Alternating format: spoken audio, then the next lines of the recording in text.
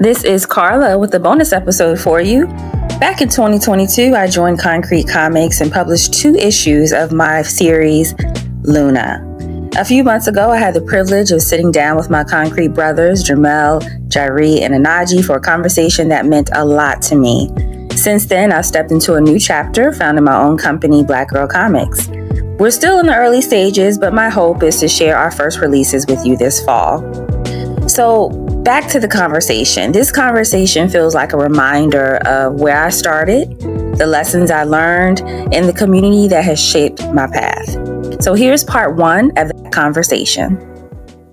My name is Joseph Illidge, groundbreaking writer and editor. I'm Aaron Perrine, co-host of Phase Hero. I'm T. Franklin, a Black, queer, disabled, award-winning, best-selling comic book writer. This is Preach Jacobs, hip-hop artist and founder of Colacon, the nation's only hip-hop comic convention. Hi, my name is Carla. Hi, I'm Ebony. We talk about health, culture, and comic books. I listen to. And I listen to. Tune into. You're tuned into. And I watch Aurora's podcast. And I watch Aurora Comics podcast.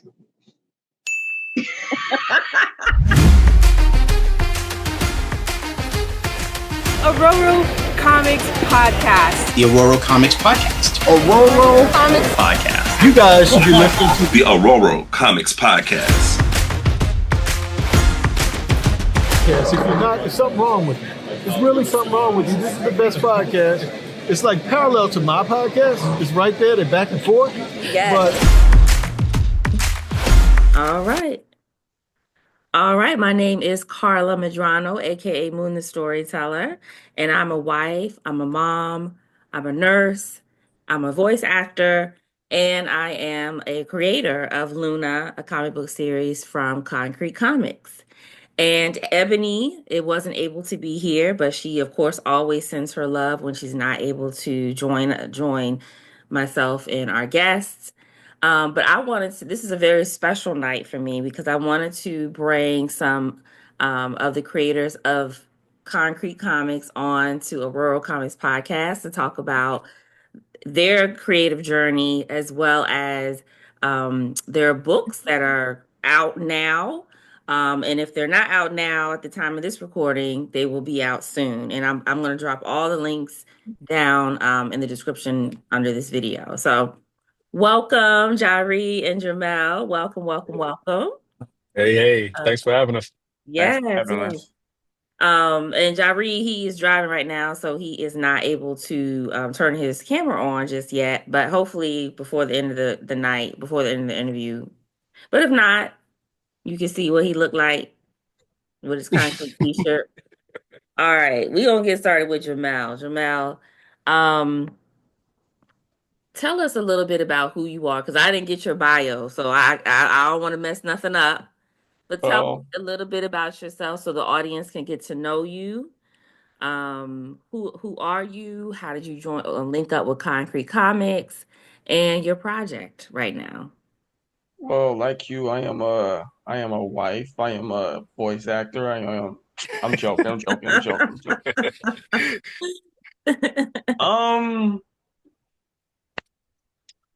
Honestly, my father got me into comics, at a very young age. The story that really pulled me in was the death of Superman, the first time he died. And then from there, it was up, again into spoken word, doing poetry. I was always drawing, always creating. And I was always good at other things. I even used to dance for my church at one point. But just being in the creative realm was always something that stuck with me. And being able to tell great stories and reaching people on in that level is what I go after when I write my stories and I create my characters. So within that journey, so I can draw, I can color, character designs. Obviously we're writers, great writers.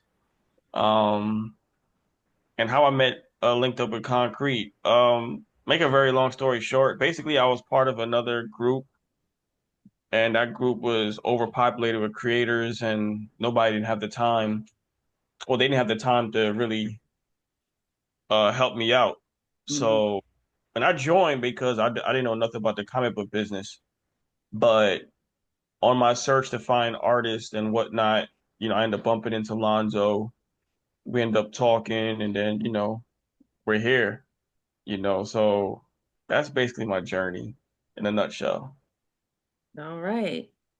Same question to you, Jireh.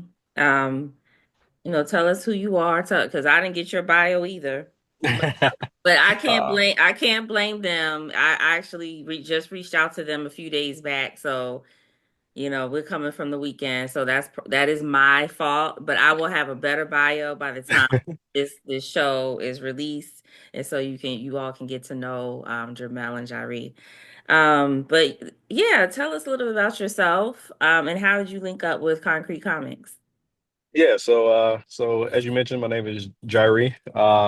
From Chicago, grew up on the West Side and everything like that. I like how you kicked it off with like all the adjectives that make up who you are, right? Because when we think about our backstories, even when we look at the characters that we've created, a lot of those things play heavily into like our creation process. Like Jermael was explaining, all of his backstory and everything. Like all of that gets baked into not only who you are, but who your characters ultimately become or where they draw inspirations from. So if I was to go through the laundry list of things that describe me, it might, this call might get a lot longer. But in a nutshell, I've always been a creative at heart. I guess the inception point for me was actually the movie The Last Action Hero. It's a real old movie at this point, uh, from the '90s with Arnold Schwarzenegger, and I saw that as a kid, and from that point on, like my brain just worked a little bit differently. I was always kind of creating these what if scenarios. It could be something as simple as driving down the street. What if you make a left instead of a right? What happens then? So that's kind of how the storyteller in me was birthed. Back in the day, like my uncle, he was an artist. He drew a lot of original characters by hand. He was a comic collector, so I partnered with him a lot as a kid. Drew my first comic by hand in like the sixth, seventh grade. Um, Wow. got into film and TV as I got a little bit older. We did a short film for PBS back in the day, and ever since then, I've always just kind of been on the creative side of the house. So the projects that I have working right now is really like me kind of like living out my dreams of being that creator, and Concrete provided that platform. In terms of how I linked up with Concrete, it was actually through another creator, Lyle Ringgold. So he writes The Watchmen. Mhm. We shared a workplace for a little bit of time before I had to get him out of there. But that's a different that's a different story for a different time. No, I'm just kidding. I'm just kidding. But his The Watchmen actually ended up on my desk one day. Another manager there had supported Lyle's project and kind of distributed them amongst the group, and ended up on my desk. We started to talk about it, and from there, I mean, I always give him credit for this, just being an open book, not trying to gatekeep anything. uh, Mhm. as soon as we had early discussions, as soon as he found out I was a creative at heart, he was just like, hey, well, this is how I did it, this is my approach. I know this guy named Lonzo that could probably help you out. And just that information swap, kind of led us to this point where, we were able to create some dialogue, and here we are, 7, 8 books later. Yeah, you've been on a roll. Yeah, because I joined Concrete before you, and you're like double. Like I only have my two issues, and you have like you said 7 or 8. Yeah, that's about right. That's about Yeah. right, and that's a blessing. Don't stop. So, Oh yeah. Jari, I'm gonna ask you this question: How has your culture influenced your work, and was it intentional? Because I know you just mentioned, a lot of the are some of our titles and things that we have definitely plays a role in our our writing. But I Hmm. guess I would love to get your thoughts on how your culture, how your upbringing, how your environment influenced Deja Vu, which is your title, one of your titles. And Hmm. we'll talk about Imani. We might talk about Imani on a different show because I want to dedicate some time to talk about her because you know how I feel about my Black women. So Oh yes. Oh but yes. specifically with Deja Vu. First, tell us what kind of in a nutshell what Deja Vu is about, and then how Hmm. your upbringing, culture influenced that creation. Yeah. So Deja Vu is a superhero story centered around our title character, and he has powers of precognition, but the story doesn't ultimately focus on his power set. Is really a story about a character, his wife, and his brother. They're navigating this new threat that shows up to town. So it dives deep into the back history between his family and this secret society that's kind of been pulling the strings behind the scenes on a lot of things that have influenced and shaped the world. And ultimately, it's a story that focuses on this character's responsibility and really the weight of responsibility. A lot of times we see heroes, they suit up and go to battle, and we don't really get the sense of how they feel about why they have to do what they do. So when I think about my culture and my backstory, like I said, I grew up on the west side of Chicago, so it's a lot of Chicago nuances built into the story. How the character speaks, how he interacts with folks, the environment that he's in, is very much reminiscent of where I grew up and how I grew up. But one of the things that, stuck with me as a kid was like when I was coming up, I always had teachers say, telling us how we got to make it out, or how you got to do better than the folks around you and things like that. So as a kid growing up, like subconsciously, that creates a lot of pressure on an individual, right? If you grow up ahead of your class, there's expectations that come along with that, and there's just things that people expect from you, and as those expectations start to mount, as those pressures start to build, you either make diamonds or you crumble, right? Like, so is really that dynamic with this character and how he has to almost insulate himself with the right people at the right time all the time in order to be able to meet those expectations. And the way that his powers sync with his environment is in such a way that the more stress that he's under, it enhances his abilities. So it's almost like he was built for it, but it still doesn't make it any easier. Mhm. So the that kind of ties directly into my upbringing because I interact with a lot of folks. I've done a lot of things in my life. I've been blessed tremendously. And from the outside looking in, sometimes people can look at certain situations and think that it's easy, or that things come easily, or there shouldn't be any worries, or that's not a person you need to feel bad about. But in reality, there's this, there's you ever see the I forgot what you call it, but there's this picture of like this iceberg, and you can only see the tip above the water, and then Yeah. underneath it's almost an entire mountain Mhm. underneath. And my story kind of hits on that, where you look at my character, Malcolm Crown, and you think he has it all put together. He has it all figured out. There's not somebody that you should ever feel sorry for. And then when you start to understand what makes him who he is, it almost forces you to be a little empathetic along the way. So that's the part of my upbringing and my culture and my story that, I kind of breathe into this character. And it was beautifully done. And my son loved the recent crossover with the Watchmen too. So he Hmm. has the little toy, next to his TV. And so he loves it. Very and I know that that's not what you were aiming for, but as a mother, I'm always looking for comic books that I can share with my son, and that's one of them. So Hmm. that's amazing. Um, Onaji is on the call. Onaji, how you doing? What's up? How's everybody doing tonight? Good, good, doing good. Welcome to a Rural Comics podcast. Well, thank you. Thank you so much for having me. Jermael, look a little more excited. He talk about look so excited. He got his camera off. I'm not turning it on. I actually was just I forgot that I had it off. because I actually just got back to my. Hold on, now it doesn't want to work. That's all right. While you get yourself together, we're gonna come back to you, Jermael. Let me ask you this question. Um, What do we go? let's talk a little bit about Absolver. And that is a very heavy comic. So, and without, it gets pretty deep sometimes. How has your culture, your upbringing, or maybe culture and the culture of this art of our society in general, how has that influenced your creation? First, tell us what Absolver is about, which is your comic book. And then the second part of that question is how has culture, either in general or how you've grown, how your upbringing influenced the creation of your comic book?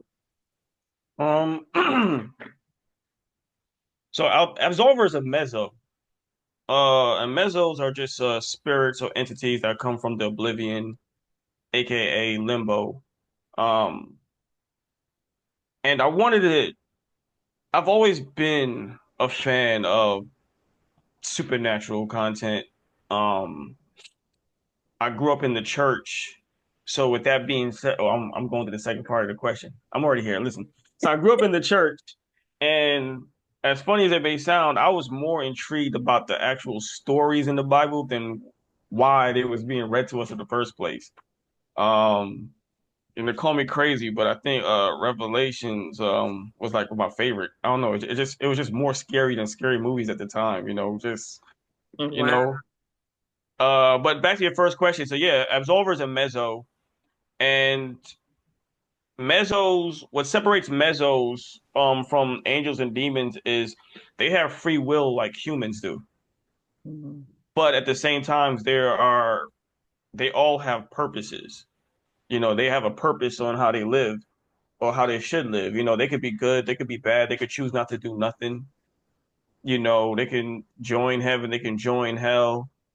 Um, and every mezzo has its own personality. We usually get stories of heaven and hell, and they're all robotic. The angels, the demons, just whatever they're from, that's what they're supposed to do. So I want to do the total opposite of that. Mhm. Um, and I picked the color gray for his aesthetics because, when you exist in the middle, it is always black or white and then, gray. So, and then purple because of royalty. I had no reason to go with the purple gems, but that, purple is always a sign of royalty. Mhm. Um, so to get to the second part, culturally, like I said, I grew up in the church, you know, then I eventually I became very spiritual. Um, and I realized that when I was doing my spoken word, because when I started doing poetry, it was always about sounding good and making sure it rhymes and say the hottest bars and stuff like that. But um, I met these two great poets, Kahish and Sonny Patterson. Now, I don't know if you ever heard of Sonny Patterson. You should YouTube her. Like when she speaks, like she's just speaking, it sounds like she's just spitting poetry. Oh, her aura and energy was so beautiful, but they made me realize there's more to this than just sounding good. Going up there and sounding good. It's not about if I can put out 20 hot poems. It's about the five that actually reach people. Mhm. So that became a very important aspect of for me. So when I started working on Absolver was going to be just like that. That poem that just sounded dope. I wanted to create my own version of Spawn. But then George Zimmerman happened. Mhm. And I could not get out of that feeling of wanting to rip his head off when he got off. I wanted vindication. And Mhm. Trayvon Martin wasn't even my son. I had my own son at the time.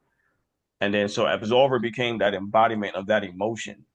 You know, I can write 3 issues of a comic in a day. But with Absolver, I usually just really take my time because to me that he's a vessel that I utilize, a time capsule to let people know, like, if you don't know me, this is how Jermael feels about these certain topics and these certain things. I'm not a fan of child molesters. I'm not a fan of rapists. I'm not a fan of none of that.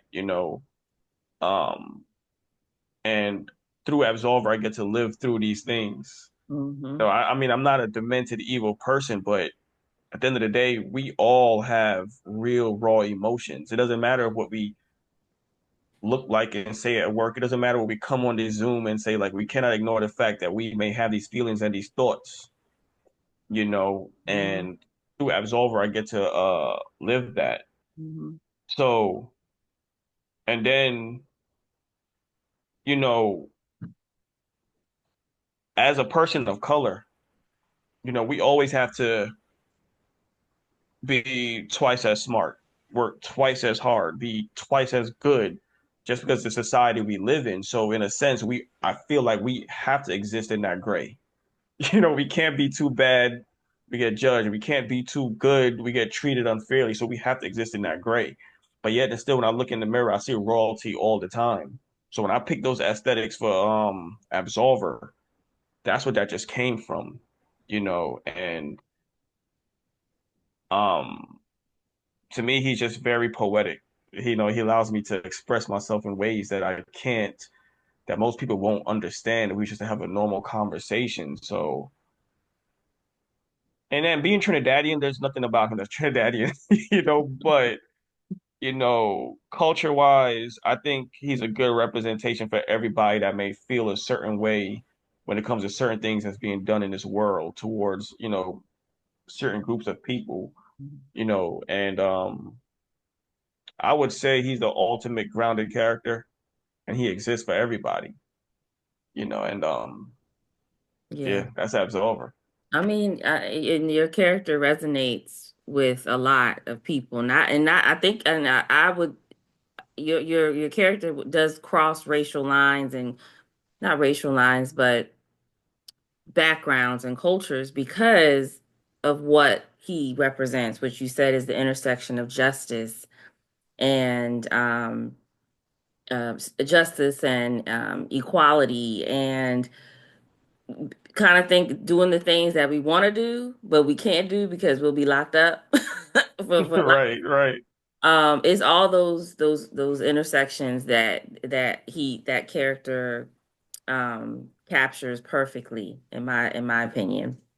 And it's not as family friendly as Jireh's, but if you're looking for something that will make you sit and think and kind of give you like this outlet to um express all these things that we feel when we see these people, get 2 years for molesting a child or not probation for raping someone.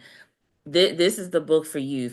If you want to see justice in an artistic fashion, I guess is the best way I can describe it. But um, it's just another reason why Concrete is one of the best publishers out there because of the variety of art that we have contained within us. We have filmmakers, we have writers, we have voice actors.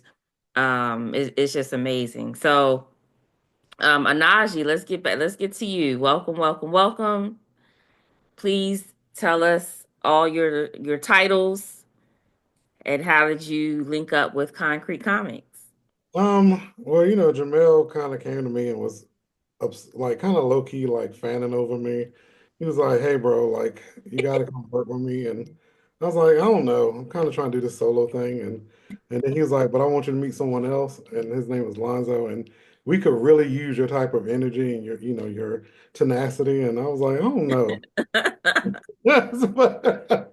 Those were his exact words, right? Exactly. So once we all met, Jermael introduced me to Lonzo, and we all, hit it off, and we became like, founding members of the Concrete brand. So here we are, on what, 5, 6 years later, and they still kind of like look up to me, and I appreciate it.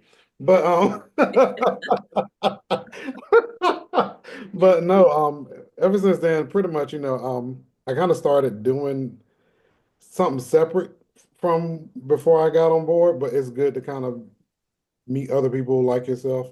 You kind of have a collective of people, kind of not just feed off of, but also kind of, how can I put it, encourage you, like how to go. Because sometimes as creators, we don't have like a standard base of operations on how to go about stuff. So it's good to have other people be like, well, try this, and try that. So yeah, once I, got with them and we all, decided to collaborate and, kind of really take it by the wheel.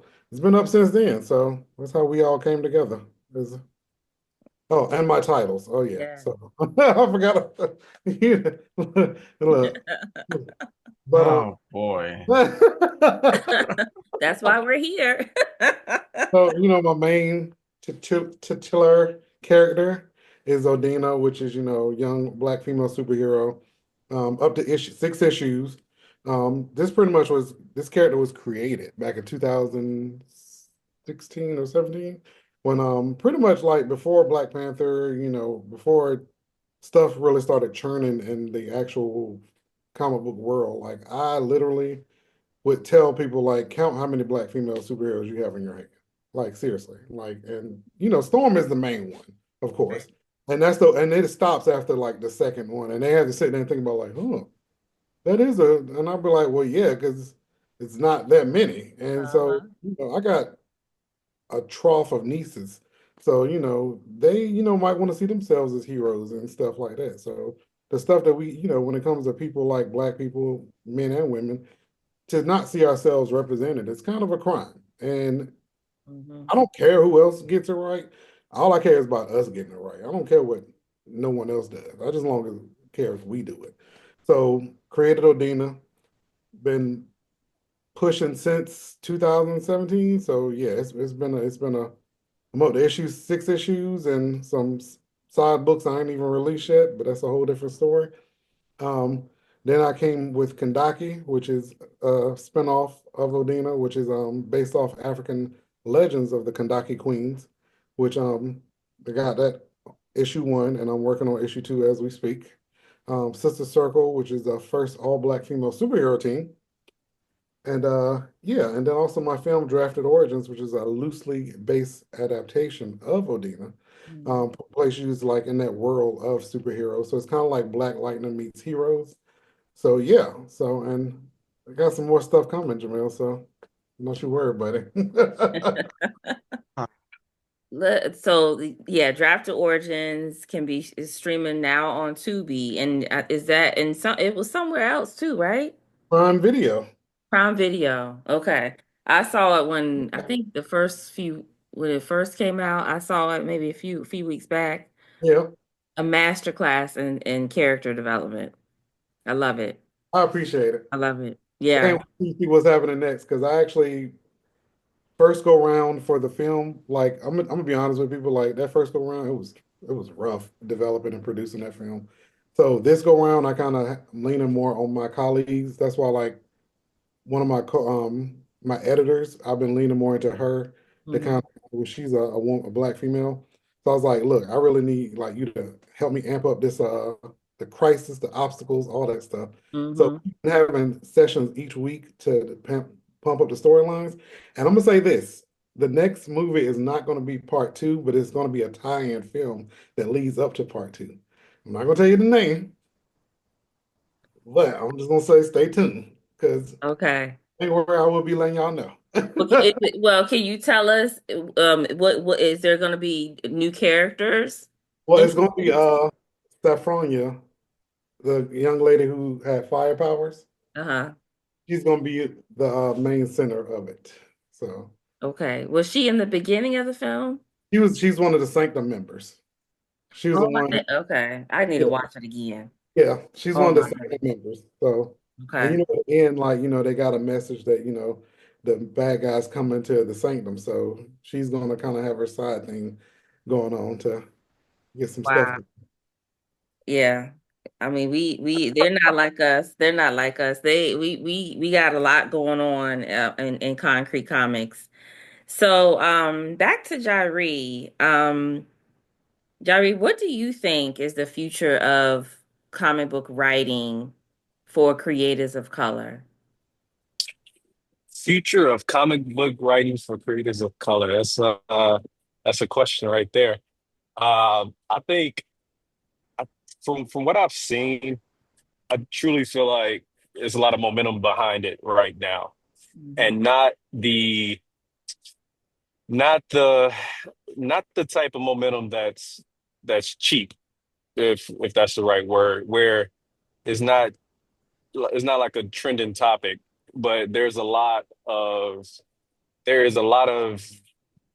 praise, much deserved praise that's been going around for a lot of creators of color, even in mainstream media, and the quality of work supports the praise, I guess is what I'm trying to say.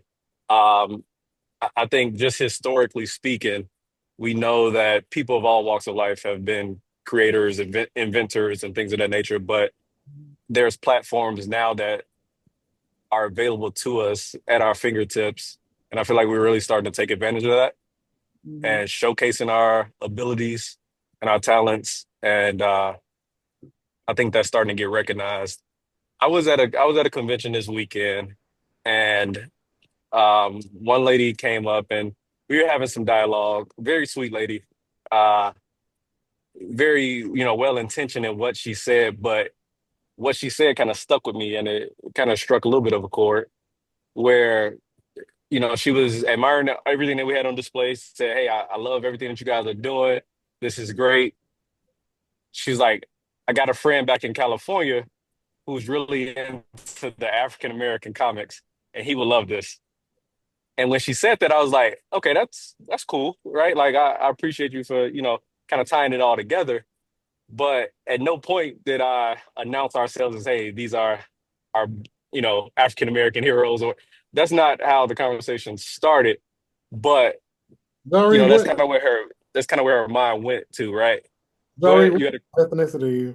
Oh, well, I'm sorry. What um culture was she? I don't know oh, what's the I, term? I'm gonna she appeared to be a white woman. I'm gonna maybe Irish American, maybe maybe Swedish American. I don't know, but Okay, okay. outwardly she was a white woman. And again, everything, all of our dialogue, very it was good conversation. But when Yeah. she said that, one of the things that stuck with me was, why? What about just the fact that our characters are clearly, Black African Americans, however you want to classify it, like what about that told her that it wasn't for her, right? That it was for her friend who was into that. And I think that's something that we still got a ways to go, because what that said to me was subconsciously she couldn't see herself being saved by these characters, that it wasn't for, like, that wasn't her hero, it was somebody else's hero that was into that, right? Mhm. So although we have this momentum, it's important that we continue to support each other and continue to broaden our, like, cast a wider net to make everybody understand, like, all throughout history, heroes, real life heroes, look like the four of us. Real life inventors look like the four of us. Yeah. The way that our world works right now was built off of people that looked like us, right? So when you think about world wars, when you think about the red stoplight that I just drove past, I stopped at it. But when you think about these things that shaped our world today, we all had an active part in that, everybody of all walks of life. So while I think that the future is bright, we can't we can't rest, right? There's still a lot more work to be done, and we got to keep holding each other up to make sure that the message comes across as strongly as it needs to. Mhm. Yeah. Yeah, that I mean, I don't think we had to guess what ethnicity she was. I mean, she's American, but yeah. I personally have not had someone say that to my face, but I'm sure when they look at my main character, they might, some might think the same way, like, oh, this is fantasy. This is not something like the this metaphor, this analogy that I'm trying to convey is not real. Like Black women don't carry the weight of the world on their shoulders. What are you talking about? You know? And so therefore I can't, I don't see it. I don't connect with it. So yeah, that is a little disappointing. And she probably didn't see nothing wrong with what she said, you know? She probably smiled. She probably thought she was saying, you know, saying something to you. She thought she was saying something. Yeah, and that's why I love to get out here at the conventions and really connect with people. And you know, as we start introducing our characters and explaining to them, it's unique to see how certain descriptors connect with certain individuals. And I'm proud to say that we get a ton of support from every culture. Like when we're out there, we're focused on delivering a high quality product with good storytelling, right? So, you know, you'll see it from posts that we make. We got fans of all walks of life, so that's why we want to make sure that, we keep the foot on the gas. Yeah. The Aurora Comics podcast is produced by Carla Medrano and Dr. Ebony Toussaint. Our logo was created by John Jennings. Our intro is by Blaze Humakoa, and our outro by Andre M. You can find Jermael, Jireh, and Onaji's projects at KonkretComics.com. And if you'd like to sponsor an episode, we'd love to hear from you. Just send us an email.